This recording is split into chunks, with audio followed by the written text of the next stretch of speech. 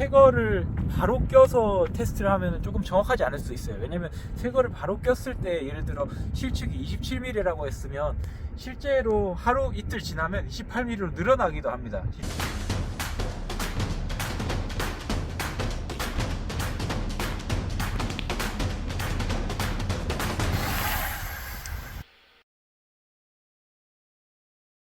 그래서 이거는 일부러 저희가 좀 고압 110 psi를 넣고 아침부터 약간 방치를 해놨던 그런 상태고요.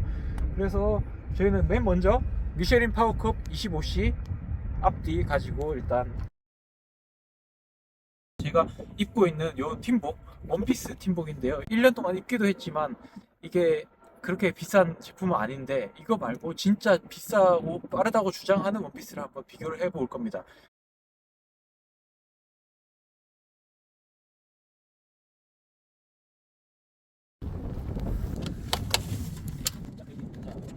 43.2. 여기는 37.8. 자전거를 타고 있는 제 그 앞바퀴와 뒷바퀴 밑에다가 체중계를 대고 측정을 한 걸 보셨는데, 이거를 하는 이유는 그거예요. 다른 회사들, 뭐 휠 회사든 아니면 타이어 회사든 그 권장 타이어 공기압을 보시면 그냥 단순히 뭐 28C는 몸무게 몇 킬로에 몇 PSI다 이렇게 나오는 걸 보실 수 있는데, 사실 필랩의 이제 타이어 옵티마이저, 그러니까 타이어 공기압을 참조를 해보시면 앞 뒤가 꽤 차이가 큽니다. 근데 그게 왜 그런지를 사실 시각적으로 명확하게 보여주는 건데요. 지금 측정된 그 데이터를 보시면 앞과 뒤의 그 체중 분배가 5대5가 아니에요. 뒤가 훨씬 많습니다. 저 같은 경우에는 총 제 무게 체중에서 약 54%가 뒷바퀴에 실리고 46%가 앞에 실립니다. 즉 앞뒤의 최적의 공기압은 1대1이 아니겠죠. 그래서 타이어 공기압에 대해서 안내를 드릴 때 앞뒤가 꽤 차이가 많이 나게 드렸는데, 그리고 휠랩 홈페이지에 나와 있는 그 공기압의 차이 같은 경우는 제가 아까 보여드렸던 46대 54보다도 좀 더 크게 차이가 나요. 근데 그 이유는 보통 다른 분들의 자세에 비해서 저는 앞으로 더 쏠려 있는 에어로 자세입니다. 아마 보시면 아시겠지만, 그렇기 때문에 다른 분들의 경우에는 보통 44대 56 정도 나오거나 뭐 오히려 더 40대 60까지도 나올 수 있을 정도로 뒷바퀴에 더 많은 하중이 걸려요. 그러니까 즉 무거운 그런 하중이 걸리는 뒷바퀴, 뒷타이어에 더 높은 공기압을 넣는 게 당연히 최적의 퍼포먼스를 내겠죠. 60psi에서 70psi로 높였는데요. 기록이 0.41초 차이 납니다. 약간 더 빨라졌어요. 그래서 다음번 80psi 한번 90까지 해볼 생각입니다. 네, 확실히 느려졌습니다. 그 타면서도 약간 뒤쪽이 탕탕 튀는 느낌이 좀 나기 시작했어요. 물론 예전 기준으로 90psi면 높은 게 아니지만 현재 림 내부 폭이 23mm고, 그러면 실제 저희가 타이어를 측정을 해보면 25C를 지금 꼈지만 좀 더 큰 그런 타이어 실측 폭이 나옵니다. 그래서 한번 재볼게요. 네, 실측이 파워컵 같은 경우에는 다른 타이어보다 조금 큽니다. 그래서 실측이 28.6. 와, 90psi 넣은 뒤의 경우에는 그 내부 폭이 23mm인 림에 껴보니까 29mm가 넘어요. 29.6, 뭐 5, 이 정도 나옵니다. 29.3mm. 그래서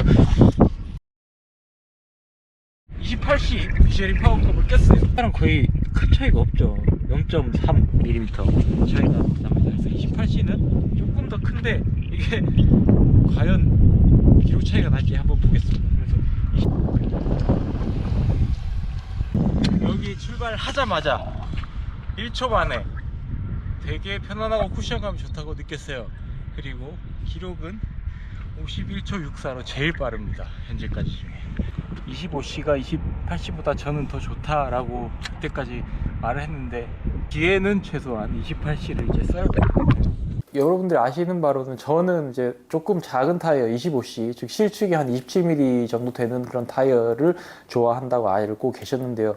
물론 아직도 라이더로서 성향, 선호도는 그게 맞습니다. 왜냐면 어필이나 아니면 갑자기 인터벌을 칠 때 가속이나 이런 면에서 확실히 이제 짱짱한 느낌을 주기 때문인데요. 근데 사실 제가 한 5, 6년 전에 테스트했을 때도 약간은 느꼈는데 와이드 타이어, 그러니까 더 넓은 타이어를 꼈을 때 조금 더 빨랐어요. 그래서 실제로 제가 표에서 이제 환산한 걸 보시면 알 수 있듯이 약 뒷타이어만 25C에서 28C로 바꿨을 때 최적의 공기압 근처에서 약 1.5W 정도 큰 타이어가 조금 빨랐습니다. 근데 그러면 이제 많은 분들께서 1.5W는 별거 아니네 라고 생각하실 수도 있고, 그리고 만약에 이제 저 같은 경우에 25C가 언덕에서 더 빠르게 반응하고 그리고 더 민첩하고 댄싱을 할 때 더 자세가 잘 나오고 편해서 1와트 이상을 더 낼 수 있게 만든다고 하면 사실 25C가 조금 더 나을 수도 있죠. 그래서 항상 이제